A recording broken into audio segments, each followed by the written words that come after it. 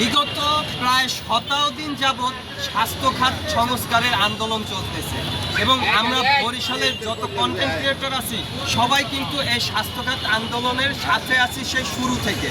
কিন্তু এর মাঝে কিন্তু কিছু পাবলিক আছে বা আমরা যাদেরকে হলুদ সাংবাদিক নামে পরিচিত বা জানি, তারা কিন্তু পোস্ট করে যে ভিউ ব্যবসায়ী বা এরকম একটা টপিকে তারা কিন্তু পোস্ট করতেছে।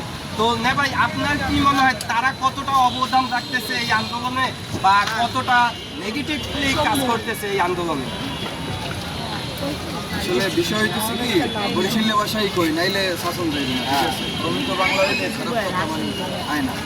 কথা হচ্ছে যে যত ভালো মস্তিষ্কের মানুষ আর মাথায় যত ভালো চিন্তা ভাবনা বাইরে, আর যে যত নিকৃষ্ট মানসিকতার আর মাথায় অথবা হ্যাঁ কলম যত নিকৃষ্ট লেখা অথবা ভাবনা বাইরে।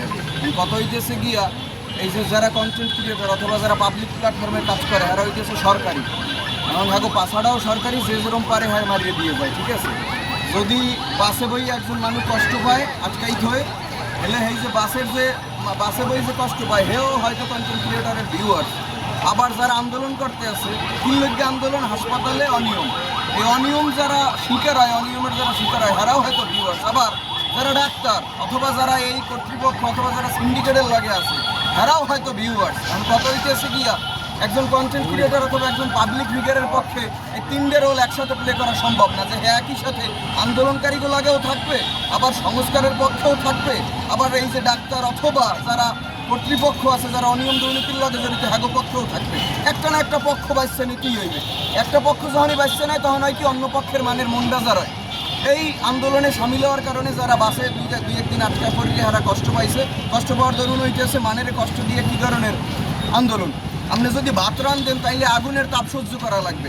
বড় একটা আন্দোলন, এই আন্দোলন যদি আসলে বাস্তবে রূপ দিতে হয় তাইলে কিছুদিনের কষ্ট করতে হইবে। একটা মানুষ মরিয়ে যায় বিনা চিকিৎসায়, এই মানুষটা মরিয়ে যাওয়ার চাইতে আপনি 6 ঘন্টা বই রয়েছেন গরমের মধ্যে, এটা তো আর বেশি কষ্ট না। তো যাই হোক, কত হইতেছে গিয়ে কি এখন ওই আপনি কইছেন হলুদ সাংবাদিক, আমি আসলে ক্লারিফাই করতে চাই না হে হলুদ না লাল অথবা সবুজ। আমি যেই জিনিসটা কইতে চাইতেছি এটা হইতেছে এই কন্টেন্ট ক্রিয়েটাররা যদি এখানে না আইতে হেলো আপনারা খামার দিতেন, জালার বেলারা ঘরে বই কত কাউ কাহারা দিন দিয়ে ওরালি দাও।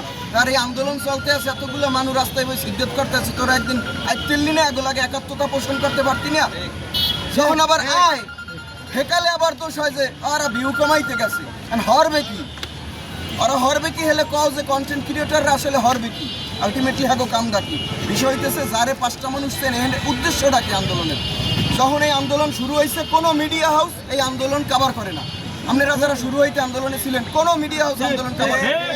মিডিয়া হাউস কভার করে না কি লেগে এই মিডিয়া হাউসের যারা আছে, যারা কর্তৃপক্ষ মানে মিডিয়া হাউসের যারা মানে কি কম রাজাবাদশাহ কেসেমের যারা আছে হেরা হয়তো ডায়াগনস্টিক সেন্টারের লাগে জড়িত, হেরা হয়তো ভাই ক্লিনিক ব্যবসার লাগে জড়িত। এখন এই হাসপাতালের মান যদি ভালো হয়, হাসপাতালের চিকিৎসা ব্যবস্থা ভালো হয়, অপচিকিৎসা যদি বাদ হয়, সুচিকিৎসা নিশ্চিত হয়, হেলে এই ডায়াগনস্টিক সেন্টারে ভাড়া পারবে, ওই ক্লিনিকে ভাড়া পারবে।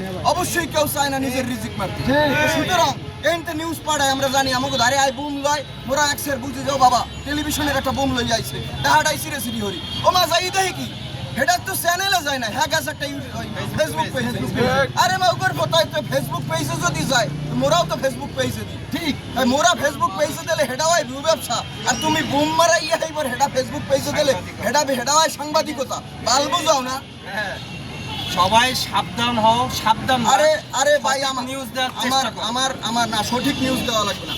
যারা মনে করেন একই হলো সিপিআই, একই হলো কাশবনে, একই হলো ঘাসবনে, একই হলো পাট খাতে, এটা যারা করবে হারা এটাই করবে, একই হলোতেই ভিউ বাড়ে। কারণ বিষয় হইতেছে গিয়ে কি আপনি দেখবেন যারা এই ধরনের কথাবার্তা কয়, আমরা আন্দোলনের লাগে যতগুলো পেজ জড়িত ওই পেজের মধ্যে আপনি স্ক্রল করবেন, যতগুলো কন্টেন্ট পাইবেন সর্বোচ্চ কন্টেন্ট হয়তো কাফি ভাই আপলোড করছে, ঠিক আছে? আবার আপনার এই যারা আমাকে নিয়ে কয় যে ভিডিও কেন আপলোড করি বেশি, হ্যার পেজে ঢুকে দেখবেন হে যে এই পেজ দিয়ে এই স্ট্যাটাসটা দেশে যে কন্টেন্ট ক্রিয়েটাররা ভিউ কামায়, এই পেজে ঢুকে আমি হেতনা বলছি 131টা কন্টেন্ট আন্দোলন মানে এটা হাইস লিমিট, একটা লিমিট আছে ভাই।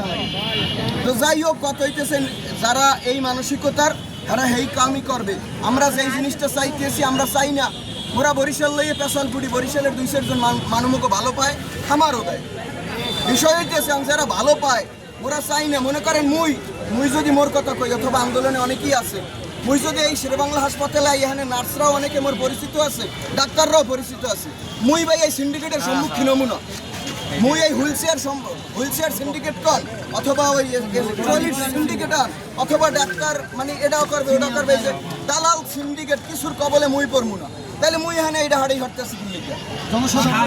মুই তো আমার স্বার্থ হইতেছে যারা আমার দেহে হেরা অন্তত পক্ষে যাতে আমার একটা আওয়াজের কারণে অথবা আমার উপস্থিতির কারণে সুফল পায়। আমার এই উপস্থিত থাকার কারণে যদি একটা মানুষ অপচিকিৎসা থেকে রক্ষা পায়, সুচিকিৎসা পায়, এটাই আমার সার্থকতা। সারাদিন পেশাল পুড়ি, এই পেশাল মানে দেখে হেঁটে দুইটে তাহায় হেঁটে খাই লই, তাই হাগো স্বার্থে দুই একটা আন্দোলন রাস্তায় থাকলে ওই গাম ওই মাথার গাম পায়ে হেলাইলে অসুবিধার তো কিছু নাই। এখানে কত হইতেছে গিয়ে ভাই, এই যে আন্দোলনটা আজকে 17 দিন মনে হয় চলতেছে, 10 দিন পর্যন্ত চলছে না, আটকা মাটকি ছাড়া কেটা ভ্রুক্ষেপ করছে, এখনো পর্যন্ত ভ্রুক্ষেপ নাই। ওই দেখেন অনশনে বইছে, অনশনে বইছে 3 দিন পর্যন্ত অনশন করতেছে, অথচ কর্তৃপক্ষের কোনো ভ্রুক্ষেপ নাই হাগো আমলে নেওয়ার কোনো ঠিকানা নাই।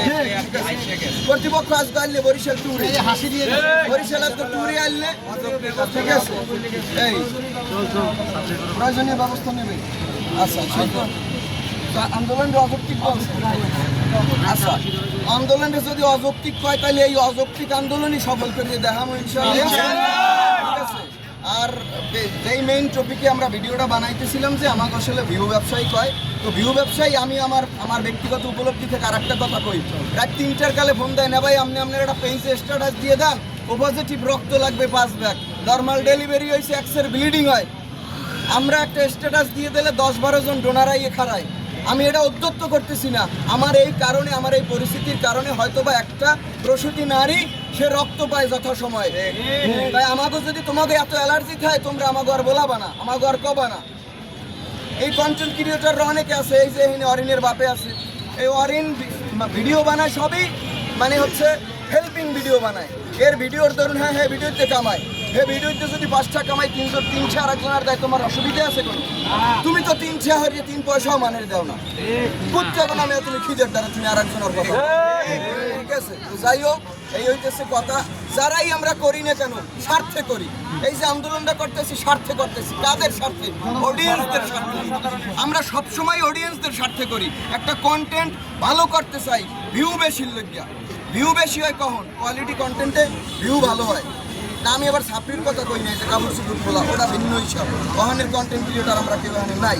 তো আমরা কোয়ালিটি কন্টেন্টের পিছনে খাড়ি কিনলে দর্শক আনন্দ পাইবে, মজা পাইবে, বেশি ভিউ হইবে, একটা মেসেজ পাইবে। তো আমাকে সবসময়ই আমাকে যা কিছু কথাবার্তা কন্টেন্ট আন্দোলন যা কিছু সব অন্যের জন্য, কারণ অন্য যদি খুশি থাকে আমার উপরে তাইলে আমার ব্যবসা চাঙ্গা, আমার খুশি না, আমি ব্যবসার কথাই কইলাম। যারা আমারে ভালো পায়, যারা আমার অডিয়েন্স, তাদের প্রতি আমার কোনো দায়বদ্ধতা নাই, সেই দায়বদ্ধতা থেকে আমরা এই আন্দোলনে নামছি। এবং আমার উপস্থিত থাকার দরুন আরও 5টা মানুষের উপস্থিত থাকার দরুন এই আন্দোলন যদি বেগবান হয়, আন্দোলন যদি নতুন মাত্রা পায়, হেডি আমাকে সার্থকতা সফলতা।